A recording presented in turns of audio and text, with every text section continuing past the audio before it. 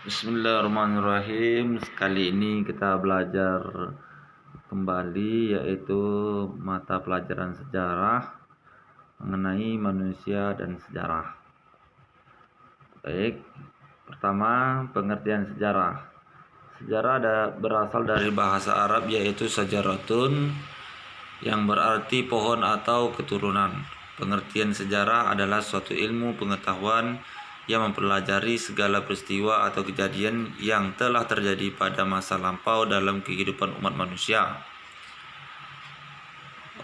Unsur dasar suatu peristiwa sejarah itu terbagi atas 3. Yang pertama, manusia, ruang, dan waktu. Manusia itu yakni pelaku sejarah. Jadi manusia itu adalah sebuah pelaku sejarah. Mereka yang melakukan, mereka yang menciptakan, ya, dan manusia juga sebetulnya di sini faktor utamanya dalam sejarah. Sementara ruang dalam unsur sejarah itu adalah tempat, yaitu tempat terjadinya suatu peristiwa sejarah. Ya. Jadi juga memenuhi unsur 5W1H untuk memenuhi unsur suatu peristiwa sejarah, yaitu yang selanjutnya itu mengenai waktu, yaitu kapan terjadinya sejarah. Selanjutnya itu peran manusia dalam sejarah. Manusia adalah objek utama dalam pergerakan dalam sejarah. Sejarah hanya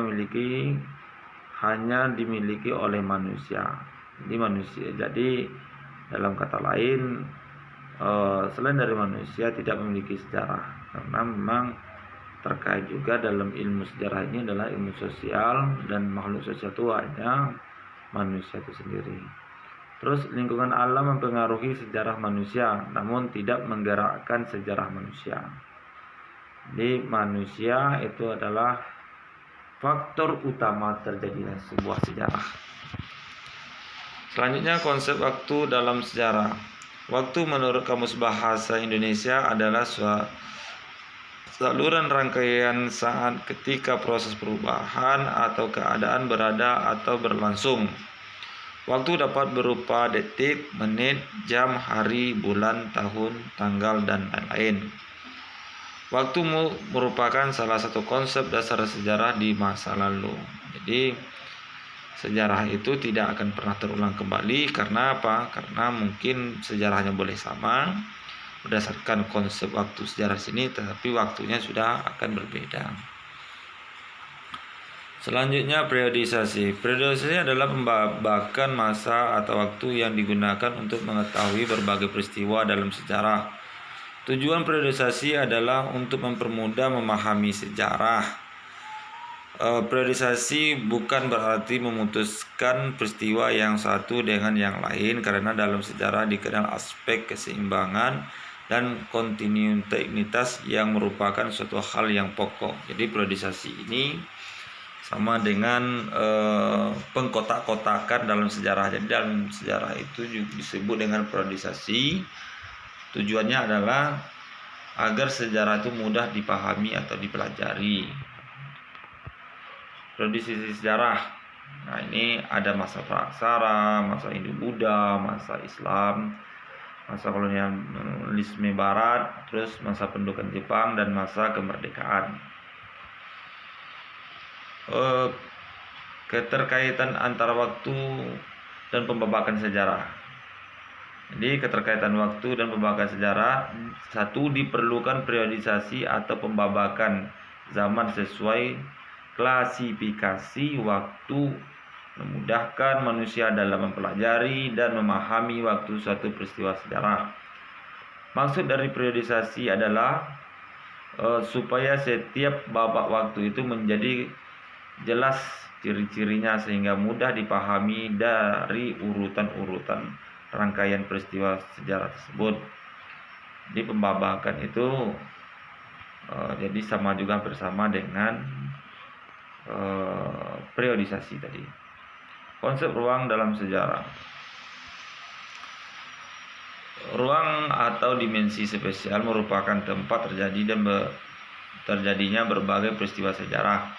Adanya ruang memungkinkan orang-orang membuat organisasi peristiwa sejarah berdasarkan tempat seperti sejarah lokal, sejarah daerah, sejarah nasional, sejarah wilayah, sejarah kawasan, sejarah dunia, dan lain-lainnya.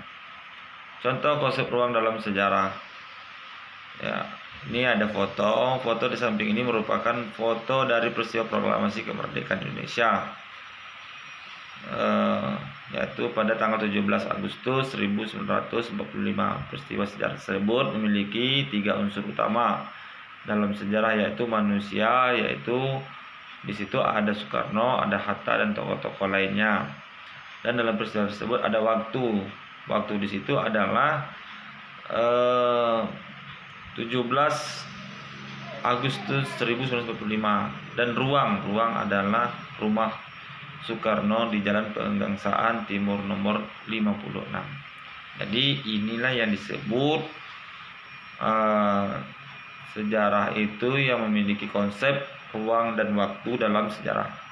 Jadi ada 3 unsur di situ, ada manusianya, ada waktu, ada ruang, di mana waktu di situ adalah manusianya yaitu Soekarno, dan Hatta, dan tokoh lainnya.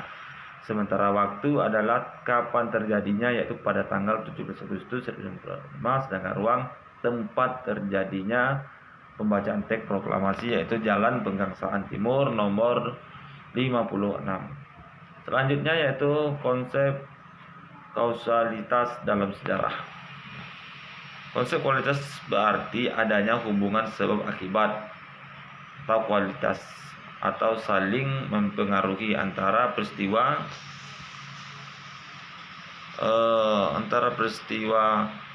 yang sesudah sehubungan sebab akibat. Sebuah kajian dalam perkembangan dari waktu ke waktu. Ya, di situ ada sebab, ada akibat. Ya, jadi sebuah peristiwa itu pasti mempunyai unsur-unsur sebab akibatnya. Selanjutnya contoh atau konsep kualitas dalam sejarah. Keruntuhan Majapahit. Sepeninggalan Hayam Wuruk dan Gajah Mada tidak ada lagi pemimpin yang kuat. Nah, akibatnya terjadi konflik internal, perebutan kekuasaan di dalam tubuh kerajaan Majapahit. Konflik internal tersebut melemahkan kekuatan Majapahit. Lemahnya Majapahit membuat kerajaan-kerajaan bawahannya menjadi suatu persatuan melepaskan diri.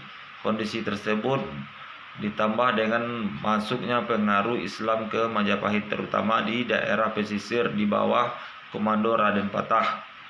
Semakin kuatnya pengaruh kerajaan Demak di dalam kepemimpinan Raden Patah membuat Majapahit semakin kehilangan pengaruh dan kekuasaannya di Jawa.